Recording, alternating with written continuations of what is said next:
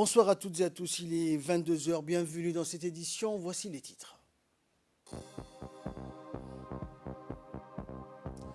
Le ministère du Travail et l'IGAD ont organisé une conférence ministérielle sur le travail, l'emploi et la migration de main-d'œuvre. Et au Cameroun, l'opération Séduction pour la CAN 2021 a débuté. Bonsoir à tous et bonne fête du Mouloud al-Nabiya. Et justement, Djibouti, donc, à l'instar du monde musulman, célébré hier soir la fête bénie du Mouloud al-Nabi qui commémore la naissance de notre bien-aimé prophète Mohammed. Paix et salut de Dieu soit sur lui. Cette fête est ainsi célébrée chaque année le 12e jour du mois de Rabi' al-Awwal du calendrier musulman. يا رسول سلام عليك والغمامات عض الله والملا صلوا عليك. Plus qu'une fête religieuse qui rappelle la naissance de notre bien-aimé prophète Mohammed, paix et salut de Dieu soit sur lui, le Mawlud al-Nabi est aussi une fête de joie et de partage chez toutes les familles musulmanes. Et comme à l'accoutumée, des cérémonies religieuses ont été organisées un peu partout dans la capitale, notamment dans les communes de Boulaos et Razdika, comme dans les quartier 6, Engela ou alors dans la cité Nassib. Les populations donc ont fêté ensemble un moment de méditation et de réflexion sur l'œuvre de notre bien-aimé prophète Mohammed, paix et salut de Dieu soit sur lui, et un rappel du message d'amour, de paix et de miséricorde.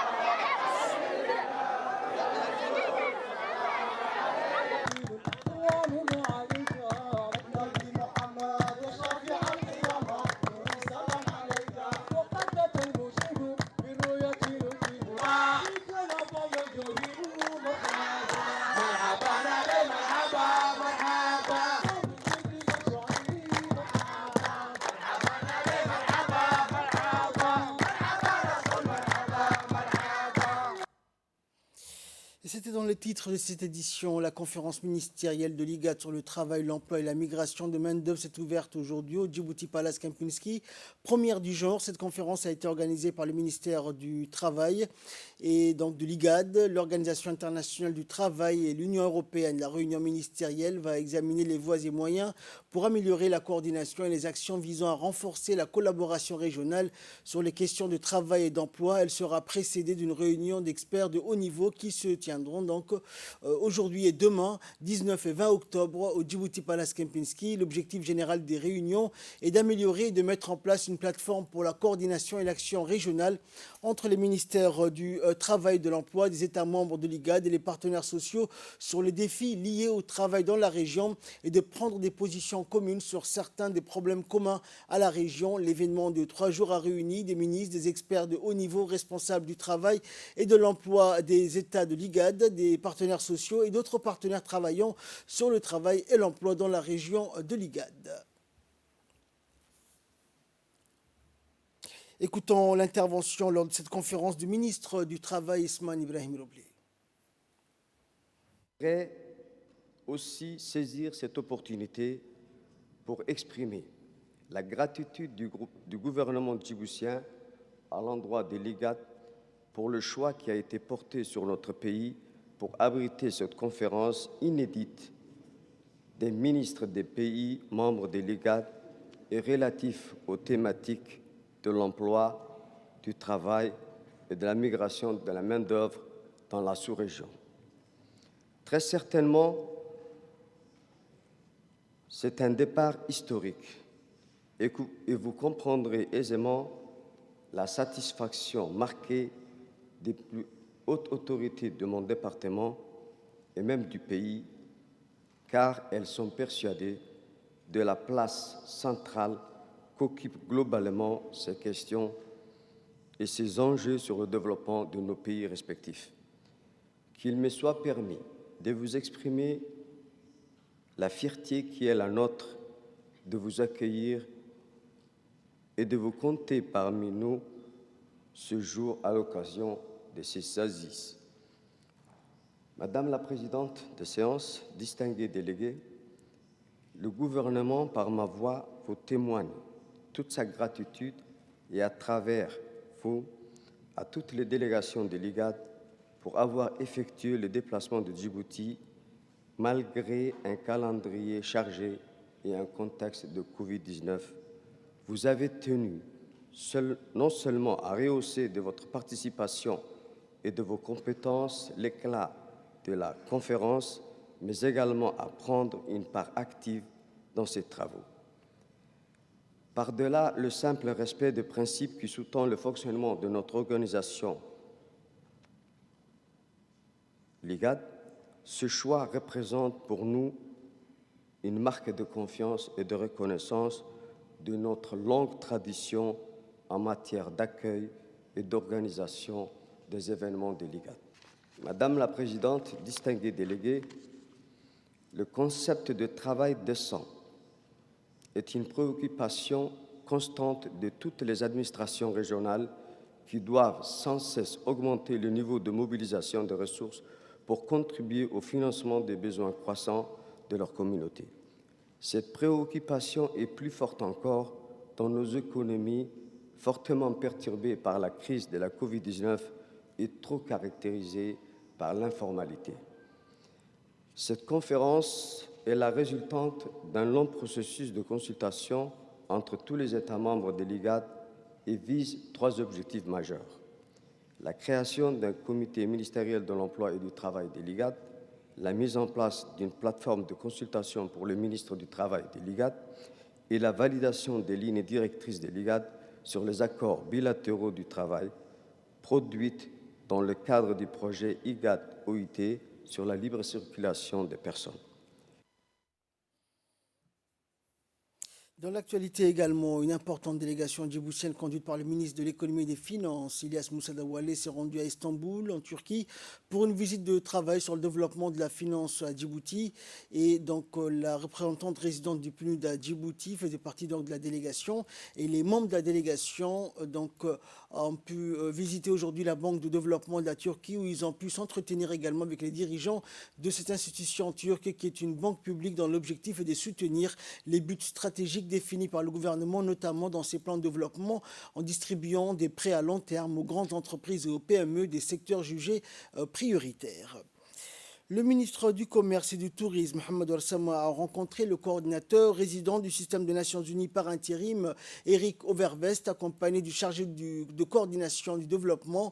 Cette rencontre a eu lieu le 17 octobre dernier dans le bureau du ministre. Ce dernier donc a souhaité la bienvenue à M. Overvest et à sa délégation et plein succès dans ses nouvelles fonctions. Il a souligné l'importance de travailler et collaborer ensemble pour le développement, principalement dans le domaine du tourisme, qui est un thème prioritaire de ce quinquennat. La coopération entre les Nations Unies et le ministère du Commerce portera aussi sur plusieurs autres thèmes tels que la construction d'un village artisanal, la promotion de l'intégration régionale. La première session du comité de pilotage du projet de gestion intégrée des ressources en eau, PGIR, s'est tenue hier au Palais du Peuple et a été présidée par le secrétaire général du ministère de l'Agriculture, Ibrahim Elmi. Le projet de gestion intégrée des ressources en eau a pour objectif de développer une approche inclusive pour appuyer les populations en situation de pauvreté touchées par les effets du changement climatique, tout en créant les bases d'un développement durable pour une gestion intégrée des ressources en eau. Ce projet vise à préserver le plus possible les ressources en eau par une gestion appropriée de la demande et améliorer la résilience des écosystèmes face au changement climatique, ainsi que renforcer les capacités des services publics en matière de gestion des ressources en eau pour une gestion efficace des systèmes hydrauliques. Je vous propose à présent de suivre l'intervention du secrétaire général du ministère de l'Agriculture. Je trouve toujours une satisfaction particulière à participer à ce genre de projet parce que c'est un projet qui lutte contre la pauvreté et la lutte contre la soif et dont les populations et dans les régions de l'intérieur sont victimes. Je dis cela parce que je connais l'ampleur de cette catastrophe qui est la pauvreté et les drames humains qu'elle enchaîne qu'elle charrie avec elle, surtout dans les zones rurales. La vertu de ce projet, celui qui nous réunit aujourd'hui, est justement de bannir cette pauvreté et cette fatalité afin d'offrir aux populations rurales des régions de l'intérieur des chances, des possibilités de se reconvertir et de lutter contre les aléas climatiques et lutte contre la pauvreté, notamment pour améliorer leurs conditions de vie. Comme vous le savez, ces projets découlent d'une volonté politique mise en place par le président de la République, M. Al-Hajj Ismaël Omar Guelleh, qui œuvre pour le développement des communautés rurales et dans le développement du secteur primaire dans sa globalité. Le gouvernement fait de la lutte contre la pauvreté et de la lutte contre la soif la priorité des priorités en initiant ces projets. Cette première séance du comité de pilotage que nous réunit aujourd'hui a pour objectif et qui regroupe toutes les représentations des régions de l'intérieur ainsi que les institutions impliquées dans la gestion de ces projets.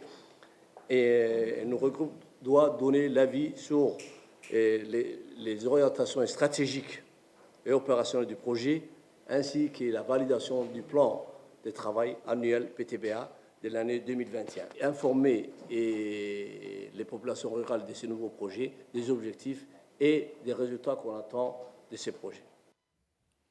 Dans l'actualité, toujours, le chef d'état-major général des armées, le général de corps d'armée, Zakaria Cheikh Ibrahim, a présidé tôt ce matin une cérémonie de remise de galons au profit des militaires de la force d'action rapide, le phare des membres des paramilitaires de la police nationale et de la gendarmerie nationale. Cette cérémonie s'est déroulée au lac Assal, dans la région de Tadjoura. En effet, la force d'action rapide, renforcée d'une compagnie paramilitaire de la police nationale et d'une compagnie de la gendarmerie nationale, est déployée depuis un mois sur le terrain pour effectuer des missions de ratissage et de nomadisation à la recherche des malfaiteurs ayant pour but de déstabiliser le pays par des actes malsains. Ces opérations permettent aussi de préserver la souveraineté du pays et la protection de nos concitoyens. Ainsi, les forces de défense et de sécurité travaillant en parfaite symbiose sillonnent tous les recoins des régions du Nord, les zones les plus reculées et difficiles d'accès pour s'acquitter de leur mission assignée.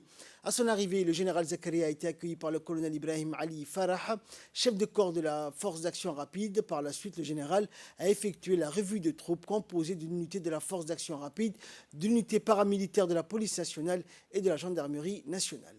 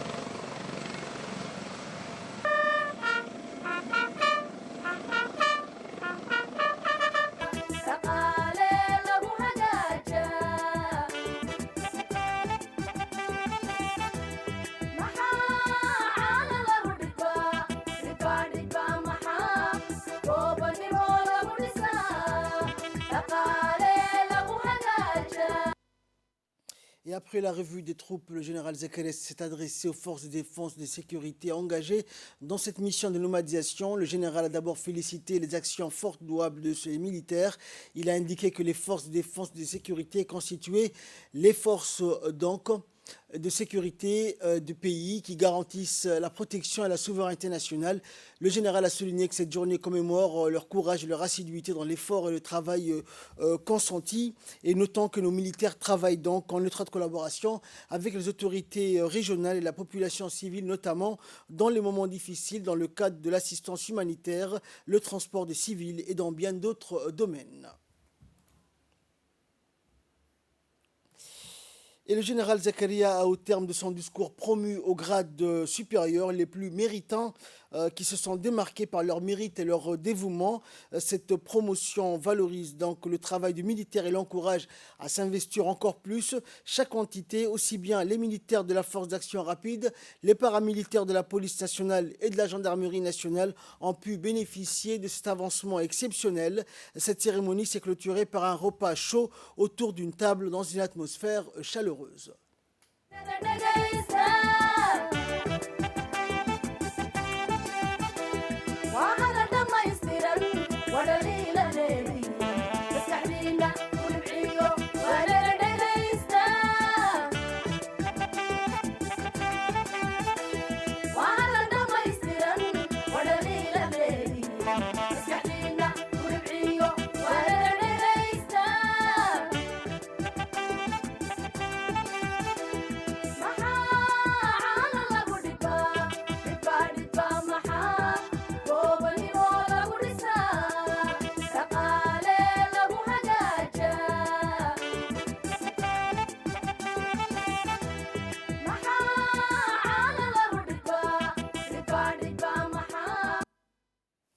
Santé à présent, le ministère de la Santé en partenariat avec l'Institut national de santé publique a organisé une formation des mentors du projet de formation des épidémiologistes de terrain qui débutera le 31 octobre prochain à Djibouti. Ces mentors, qui sont au nombre de 6, sont des épidémiologistes de terrain formés à l'étranger et qui vont acquérir des compétences relatives à l'encadrement des futurs stagiaires durant 3 jours. Ce projet ambitieux destiné à former 200 épidémiologistes de terrain en épidémiologie de base sur une période de 3 mois à Djibouti. À ce titre, durant cette période, les participants de ce projet vont se familiariser aux différentes notions de terrain. Le lancement officiel du programme FETP. Ce programme consiste, à travers un partenaire qui est l'AFNET, sous la couverture de l'IGAD, nous lançons avec la mise en place, la formation de mentors au niveau du ministère de la Santé. Cette formation de mentors, donc ce projet ou ce programme qui a démarré il y a 1 mois et demi, a porté ses fruits. Et l'objectif est de pouvoir former des épidémiologistes de terrain à Djibouti. Et ne pas envoyer les gens à l'extérieur, mais de former des épidémiologistes de terrain à Djibouti. Ces épidémiologistes de terrain donc, vont d'abord faire une formation de 3 mois, ce qu'on appelle le frontline. On a sélectionné les gens au niveau de la région, au niveau des corps constitués et au niveau des partenaires. Puis, après, une fois qu'ils réussissent, il y aura d'autres cohortes qui vont suivre. Et après, ces formations et donc ces personnes seront admises au niveau master, au niveau licence appliquée, ce qu'on appelle intermédiaire de formation de 9 mois. Et enfin, pour clore l'actualité nationale, suite à une opération conjointement menée par les gardes-côtes djiboutiens et la marine nationale, des individus pêchant de manière illégale dans les eaux maritimes de Djibouti ont été interpellés. Ainsi, ce sont 2 embarcations de type Galba qui ont été interceptées dans le cadre de ces opérations, qui a aussi permis l'interpellation de 11 individus, tous d'origine yéménite, qui étaient engagés dans des activités de pêche illégale. Une quantité importante de poissons de différentes espèces a été ainsi saisie dans le cadre de cette opération. L'enquête a été confiée à la brigade de recherche, d'investigation et des affaires judiciaires des gardes-côtes, tandis que les embarcations ont été placées en saisie dans l'attente d'une décision de la justice. Cette opération est un nouveau témoignage de l'engagement permanent et de l'excellence de la collaboration entre les 2 institutions qui veillent constamment à la sécurité et à la sûreté maritime nationale.